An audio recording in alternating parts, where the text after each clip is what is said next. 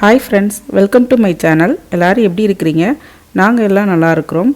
இன்றைக்கி Tuesday மார்னிங்லேருந்து vlog start பண்ணியிருக்கேன். Morning எந்திரிச்சதுலேருந்து என்னென்னலாம் வேலை செய்கிறேன், என்ன பண்ணுறேங்கிறத கொஞ்சம் அங்கங்கே விட்டு ஒரு சின்ன சின்ன கிளிம்சஸ் மாதிரி எடுத்து வச்சுருக்கிறேன்.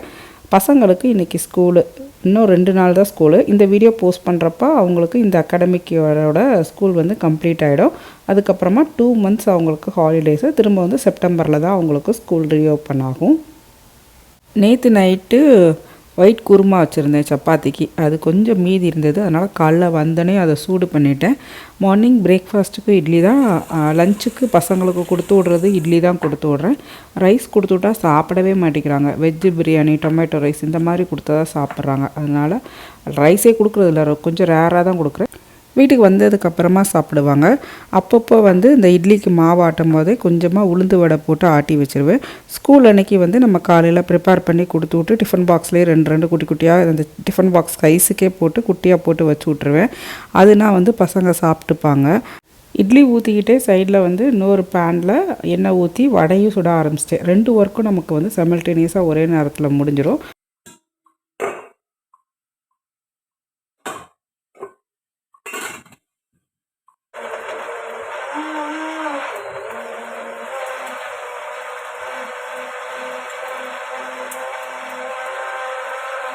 மார்னிங் பிரேக்ஃபாஸ்ட்டுக்கு இட்லிக்கு வந்து நேற்று நைட்டு வச்ச குருமா இருக்குது, அது தொட்டுப்பாங்க. லஞ்சுக்கு மட்டும் அந்த வடைக்கும் இந்த இட்லிக்கும் தொட்டுக்கிறதுக்கு தக்காளி சட்னி வைக்கிறேன். இது வந்து ஒரு சிம்பிளான தக்காளி சட்னி. நம்ம வதக்கி ஆற வைக்கணும் இல்லையா எப்பயுமே, அது வந்து கொஞ்சம் டைம் எடுக்கும். இது வந்து கொஞ்சம் நம்ம ஷார்ட் பீரியட் ஆஃப் டைமில் டக்குன்னு முடிக்கணும்னா இந்த தக்காளி சட்னி பண்ணலாம். இங்கே வந்து வெங்காயம் சைஸு நல்லா பெருசாக இருக்கும். அந்த பெரிய வெங்காயம் ஒரு வெங்காயம் கட் பண்ணல, கொஞ்சமாக மட்டும் வதக்கி எடுத்து போட்டுட்டு அந்த மீதி பெரிய வெங்காயமும் கூடவே ஒரு 2 தக்காளி, ஒரு துண்டு பட்டை, ஒரு 1/2 ஸ்பூன் அளவுக்கு பெருஞ்சீரகம் சேர்த்து நல்லா மிக்சியில் வந்து மையாக அரைச்சிடணும். அப்புறம் ஒரு பேனில் எண்ணெய் சேர்த்து கடுகு, உளுந்தம்பருப்பு, கருவேப்பிலை போட்டு தாளித்ததுக்கப்புறமா நம்ம மிக்சியில் அரைச்சி வச்சுருந்தோம்ல அந்த தக்காளி பேஸ்ட்டு அதையும் இதில் சேர்த்து கொட்டிட்டு லைட்டாக நம்ம அந்த மிக்சி ஜார் அரைச்சின தண்ணியும் சேர்த்து இதில் ஊற்றிட்டேன். தண்ணி கன்சிஸ்டன்சி பார்த்துக்கோங்க. இது வந்து கொஞ்சம் நல்லா கட்டியாக இருக்கும்போது தான் நல்லாயிருக்கும். அதனால் கொஞ்சமாக மட்டும் தேவையான அளவுக்கு தண்ணி சேர்த்துக்கோங்க. சேர்த்துட்டு மஞ்சள்தூள், மிளகாய்த்தூள், தனி மிளகாய்த்தூள் சேர்க்கலாம். அப்படி இல்லாட்டி குழம்பு மிளகாய்த்தூளே கூட சேர்க்கலாம். தனி மிளகாய்த்தூள் சேர்த்திங்கன்னா நல்லா அந்த கலர் வந்து ரெட் கலரில் இருக்கும். நான் வந்து இன்றைக்கி குழம்பு மிளகாய்த்தூள் சேர்த்துருக்கேன். அப்புறம் தேவையான அளவு உப்பு சேர்த்து ஒரு 5 மினிட்ஸ் சிம்மில் வச்சு நல்லா கொதித்து வற்றி வரணும். வற்றி வந்தால் நம்ம தக்காளி சட்னி வந்து ரெடி ஆகிடும். இப்போ வந்து அந்த வடை வந்து ப்ரிப்பேர் பண்ணது வந்து ஒரு 6 வடை தான் போட்டேன். ஆளுக்கு 2 வடைங்கிற மாதிரி, ஹஸ்பண்டுக்கு 2 வடை, பசங்க 2 பேருக்கும் 2 வடை. நான் இன்றைக்கி மார்னிங் சாப்பிட மாட்டேன், அதனால் எனக்கு போட்டுக்கல. ஆளுக்கு 2 வடை போட்டிருந்ததை எடுத்து வச்சுட்டேன். அப்புறம் ஸ்நாக்ஸ்க்கு, பசங்களோட ஸ்நாக்ஸ்க்காக இன்றைக்கி வந்து ஃப்ரூட்ஸ் தான் கொடுத்து விட்டேன். செர்ரி ஃப்ரூட் வந்து இருந்தது வீட்டில். ஏதாவது ஒரு ஃப்ரூட் வந்து எப்படியும் டெய்லி ஒன்று கொடுக்கணுன்னு கொடுத்துடுவேன். இன்றைக்கி வந்து செர்ரி ஃப்ரூட் தான். இது பசங்களுக்கு பிடிக்காது, நான் மட்டும்தான் சாப்பிடுவேன் இந்த செர்ரி ஃப்ரூட் வாங்குறப்ப. பட் அப்பப்போ அப்படியே கொஞ்சம் கொடுத்து பழகணுங்கிறதுக்காக இந்த செர்ரி ஃப்ரூட்டையும் கழுவி எடுத்து அவங்களோட ஸ்நாக்ஸ்க்கு வச்சுட்டேன். அப்புறம் இட்லி வந்து லஞ்சுக்கு ரெடி ஆகிடுச்சு. பிரேக்ஃபாஸ்ட்டுக்கு பசங்களுக்கு சாப்பிட்றதுக்கு ஒயிட் குருமா ரெடியாக இருந்தது, அதை வச்சு கொடுத்துட்டேன். லஞ்சுக்கு இந்த இட்லியும் தக்காளி சட்னி அப்படியே அது ரெடி ஆயிடுச்சு. இது மேலேயே அப்படியே தக்காளி சட்னி ஊற்றி விட சொல்லிட்டாங்க பசங்க. தனியாக வேண்டாம், இதுலேயே மேலேயே ஊற்றிடுங்கன்னு சொன்னாங்க. அதனால் மேலேயே ஊற்றி எடுத்து வச்சாச்சு. ஸோ மார்னிங் பசங்களோட பிரேக்ஃபாஸ்ட்டுக்கும் ஆஃப்டர்நூன் லஞ்ச் பசங்களுக்கு ஓவர். பேக்கிங் பண்ணும் போதே சின்ன பையனுக்கு அப்பப்போ போய் நான் ஊட்டி விடுற வேலையும் பண்ணிகிட்டே வருவேன். என்ன வேணும்? இங்கே இருக்க வேண்டாம், ஸ்கூலுக்கு போகணும், எந்திரி. டெய்லி இந்த மாதிரி தான் ஏதாவது ஒரு ரீசன் சொல்லிட்டு ஏதாவது ஒரு காரணம் வச்சு இந்த மாதிரி ஒரு 10 டேஸாகவே தொடர்ந்து ஸ்கூலுக்கு போக மாட்டேன் அப்படின்னு அழுதுகிட்டே தான் இருக்கான். இன்றைக்கி சாப்பாடும் சரியாக சாப்பிடல. கொடுத்த இட்லியில் வந்து 2 இட்லி பசங்களுக்கு காலையில் கொடுத்தேன். அதில் வந்து அவன் ஒரு இட்லி தான் சின்ன பையன் சாப்பிட்டான். ஸ்கூலுக்கு போக மாட்டேன்னு ஒரே இடம். ஆனால் ஏதாவது ஒரு காரணம் சொல்லி எப்படியாவது ஏமாற்றி டெய்லி நாங்களும் முடிஞ்ச அளவுக்கு அனுப்பி வச்சிடுறோம். பசங்க ஸ்கூலுக்கு போனதுக்கப்புறமா ஹஸ்பண்டோட பிரேக்ஃபாஸ்ட்டுக்கு இட்லி ஊற்றிட்டேன்.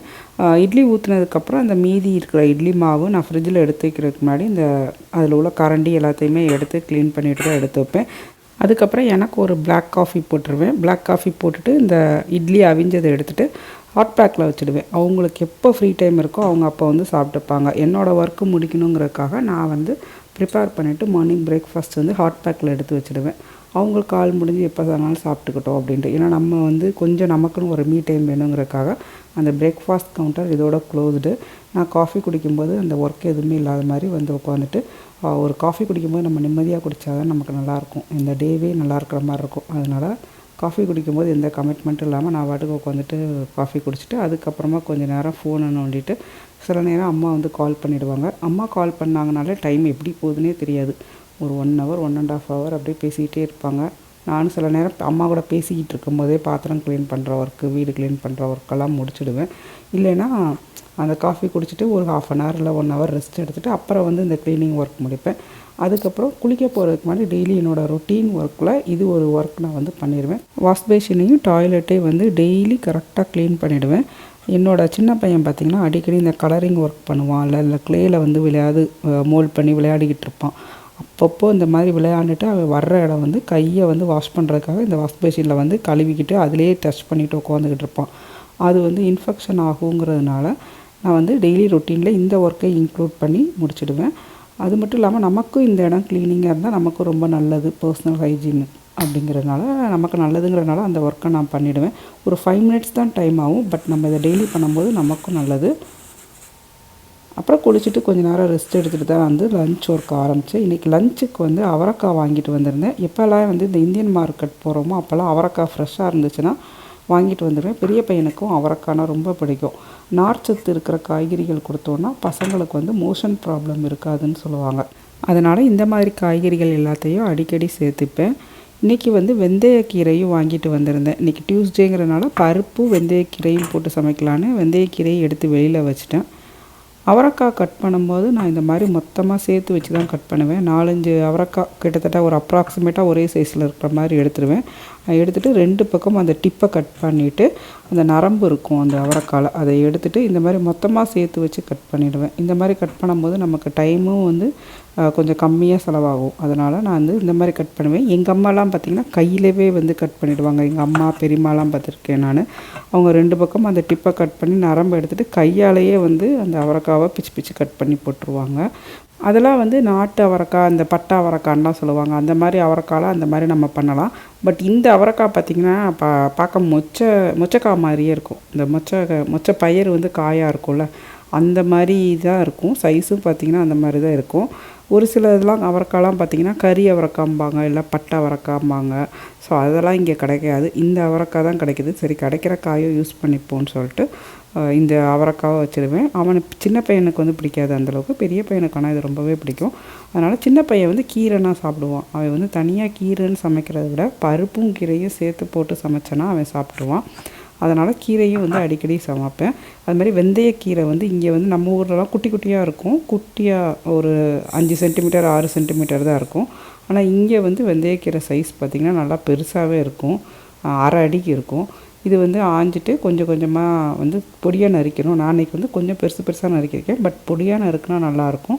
இதுவும் வந்து சிம்பிளாக தான் செய்வேன். எப்பவும் போல் நம்ம எண்ணெய் ஊற்றி கடுகு உளுந்தம்பருப்பு வெங்காயம் போட்டு தாளிச்சிட்டு நம்ம ஒரு 2 பச்சை மிளகா அதை கட் பண்ணி போட்டுட்டு ஒரு 1/2 தக்காளி போல் சேர்த்து அதையும் வதங்கினதுக்கப்புறமா இந்த வெந்தயக்கீரையை ஒரு 2லேருந்து 3 வாட்டி நல்லா தண்ணியில் அலசி வச்சுருக்கணும். அலசி வச்சதுக்கப்புறம் அதில் சேர்த்துட்டு இதை நல்லா வதக்கி விட்டுருவேன். ஒரு 1 நிமிஷம் வதங்கினதுக்கப்புறமா மஞ்சத்தூள், அப்புறம் சாம்பார் பொடி இருக்குல்ல, சாம்பார் தூள் போட்டுட்டு உப்பு போட்டு நல்லா வதக்கிட்டோம். ஒரு 3 மினிட்ஸ் வதங்கினதுக்கப்புறம் பருப்பு வந்து வேக வச்சு வச்சுருப்போம்ல, நம்ம பாயில் பண்ண அந்த பருப்பை வந்து இதில் கொட்டிட்டா நம்ம சாம்பார் எப்படி பண்ணுவோமோ அதே மாதிரி தான். அதுக்கு பதிலாக காய்க்கு பதிலாக இந்த கீரையை மட்டும் சேர்த்து அவிச்ச பருப்பை இதில் தட்டிட்டா நம்மளோட அந்த பருப்பு கீரை சாம்பார் வந்து ரெடி ஆகிடும். இது சின்ன பையனுக்கு ரொம்பவே பிடிக்கும்.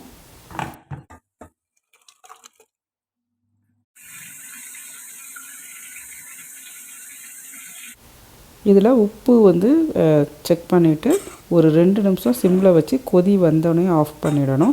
இப்போ அந்த குக்கர் இருக்குல்ல, நம்ம பருப்பு அவிய வச்ச அந்த குக்கர்லேயே வந்து அவரைக்காவும் தாளிச்சுக்கிறேன். அவரைக்காவும் சிம்பிளான இதுதான். எப்பவும் போல் தாளிச்சிட்டு மசால் பொடி மஞ்சப்பொடி போட்டு நான் மூடி வச்சுருவேன். ஒரு 2 சவுண்டு வரவும் ஆஃப் பண்ணிவிட்டு 2வது தேங்காய் பூ போட்டு நல்லா மிக்ஸ் பண்ணிவிட்டு இந்த சாறு இருந்தால் மட்டும் அதை ரைட்டாக வற்ற வச்சிட்டிங்கன்னா அவரைக்காய் கூட்டு ரெடி. அது மாதிரி பன்னீர் வந்து மீதி இருந்தது. ஒரு பாதி பன்னீர் வந்து நான் யூஸ் பண்ணியிருந்தேன் பன்னீர் மசாலா செய்கிறதுக்கு, பட்டர் மசாலா செய்கிறதுக்கு. மீதி பன்னீர் வந்து வீட்டில் இருந்தது. அதை அப்படியே விட்டால் வந்து அது ஒரு மாதிரி கெட்டு போயிடும், எக்ஸ்பைரி ஆயிரும். அதனால் அதில் வந்து ஒரு சிம்பிளான ஒரு டீக்கா மாதிரி பண்ணலாம் அப்படின்னு சொல்லிட்டு பன்னீர் டீக்காவுக்கு தான் ரெடி பண்ணேன். இதுவும் வந்து சிம்பிளான ரெசிபி தான். மஞ்சள் தூள், தனி மிளகாய் தூள், காஷ்மீரி சில்லி பவுடர் இருந்தால் அதை ஆட் பண்ணிக்கோங்க. கூடவே வந்து கொஞ்சமாக ஒரு இஞ்சி பூண்டு பேஸ்ட் விழுது ஒரு அரை ஸ்பூன் போல் சேர்த்துருக்குறேன். அது கூடவே வந்து தயிர், தேவையான அளவு உப்பு, கொஞ்சம் மிளகுத்தூள் சேர்த்துட்டு இதை நல்லா மிக்ஸ் பண்ணிவிட்டு நம்ம பன்னீர் வந்து நல்லா க்யூபாக கட் பண்ணிவிட்டு அதில் வந்து ஒரு 10 மினிட்ஸ் அந்த மசாலாலெலாம் மேரினேட் பண்ணிடணும். பண்ணிவிட்டு நம்ம வந்து எண்ணெயில் ஃப்ரை பண்ணி எடுத்தால் ஒரு சிம்பிளான ஒரு பன்னீர் டீக்கா மாதிரி ரெடி ஆகிடும். நான் வந்து இந்த அடுப்பில் வந்து இது வச்சுருந்ததுனால கழுவி வச்சுருந்த பாத்திரத்தெல்லாம் எடுத்து வச்சுட்டேன். அதுக்குள்ளே நமக்கு வந்து அந்த அவரைக்காய் வந்து ரெடி ஆகிடுச்சு. இப்போ வந்து ஒரு அடுப்பில் வந்து பன்னீர் டீக்கா போடுறதுக்கு ஆயில் ஊற்றிருக்கிறேன்.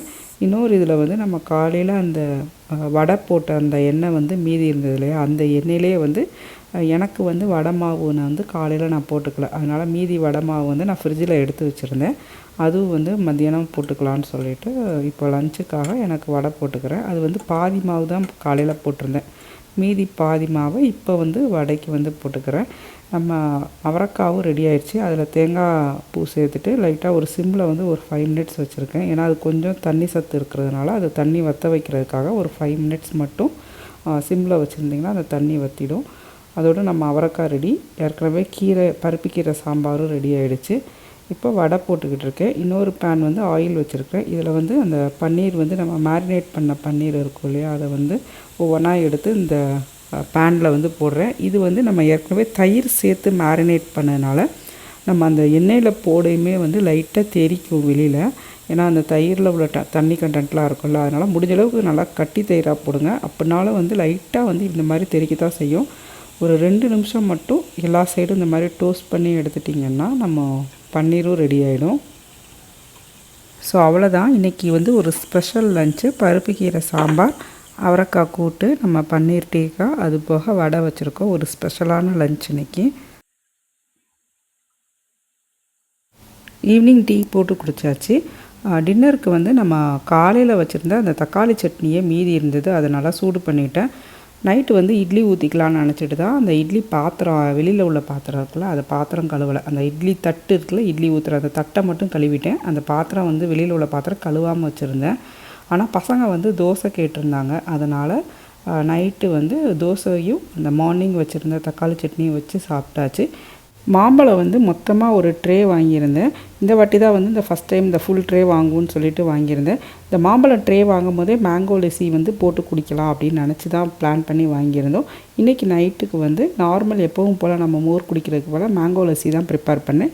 தயிர், கொஞ்சமாக தண்ணி சேர்த்துக்குவாங்க, நிறைய தண்ணி சேர்க்காதீங்க. தயிர், தண்ணி, அப்புறம் அந்த மாம்பழம் வந்து துண்டுகள் மட்டும் கட் பண்ணி சேர்த்துட்டு தேவையான அளவுக்கு சர்க்கரை சேர்த்து நல்லா மிக்சியில் அடித்து குடிச்சிங்கன்னா சூப்பராக ஒரு திக்கான கன்சிஸ்டன்சியில் மேங்கோ லெஸ்ஸி ரெடி. இந்த மேங்கோ லெஸ்ஸி கண்டிப்பாக ட்ரை பண்ணி பாருங்கள், சூப்பராக இருந்தது. இது மேங்கோ சீசன், வேறு சீசனும் முடிய போகுது. அதனால் இந்த லெஸ்ஸி மட்டும் கண்டிப்பாக ட்ரை பண்ணி பாருங்கள். இந்த வீடியோ உங்களுக்கு பிடிச்சிருந்தா லைக் பண்ணுங்கள். இன்னொரு இன்ட்ரெஸ்டிங்கான வீடியோவில் பார்க்கலாம். பாய்.